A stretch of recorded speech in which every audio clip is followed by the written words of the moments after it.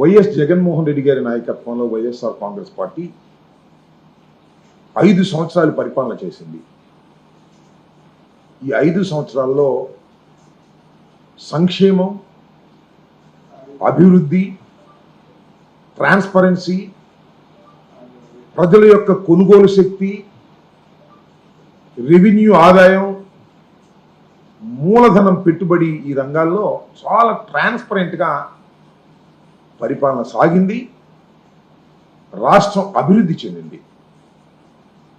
ఈ సంవత్సర కాలంలో చంద్రబాబు నాయుడు గారి పరిపాలన చూస్తే ఎవ్వరికైనా బాధ కలిగేటటువంటి పరిస్థితి ఏర్పడతా ఉంది. చంద్రబాబు నాయుడు గారి ఎన్నికలకు ముందు అనేక రకాలైన మాటలు చెప్పారు. ఆదాయాలు సృష్టిస్తా అన్నాడు, సంపద సృష్టిస్తానన్నాడు, ప్రజలకు ఆదాయాలు పెంచడంతో పాటు రాష్ట్రాన్ని అన్ని రంగాల్లో అభివృద్ధి చెందేస్తాను, సంక్షేమ కార్యక్రమాలు ఇచ్చేస్తాను అని అనేకమైన గొప్ప విషయాలు చెప్పి నమ్మించాడు. సంవత్సరం అయింది అధికారంలోకి వచ్చి. ఇవాళ రాష్ట్ర పరిస్థితి చూస్తే దయనీయమైన స్థితికి నెట్టబడతా ఉంది. తిరోగమనంలో రాష్ట్రం వెనక్కి వెళ్తూ ఉంది.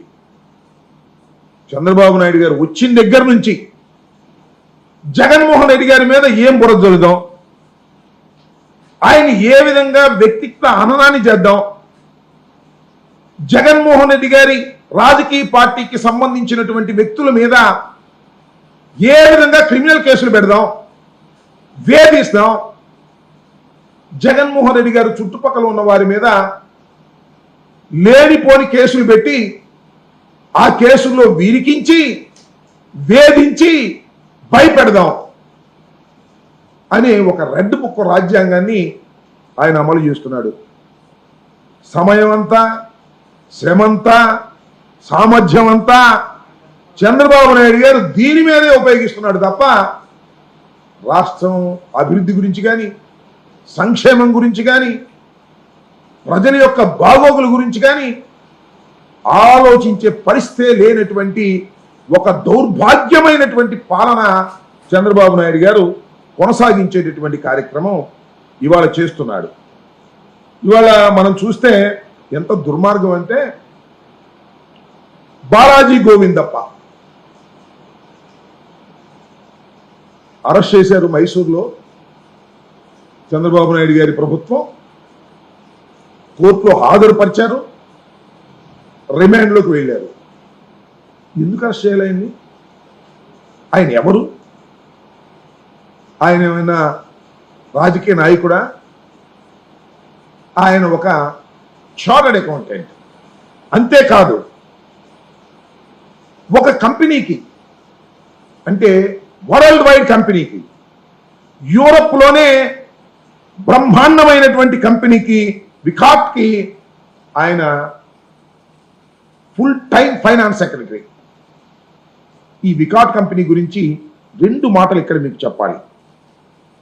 ఇది 165 సంవత్సరాల క్రితం ప్రారంభించబడినటువంటి ఒక సిమెంట్ కంపెనీ. యూరప్లోనే యూరప్ మొత్తంలో బ్రహ్మాండంగా పేరు ప్రఖ్యాతులు గాంచినటువంటి కంపెనీ ఇది. 1867లో ఈ కంపెనీని ప్రారంభించారు. దీనిలో 10,000 మంది ఉద్యోగులు పనిచేస్తున్నారు. 2024లో దీని సిమెంట్ అమ్మకాలు ఎంతో తెలుసా?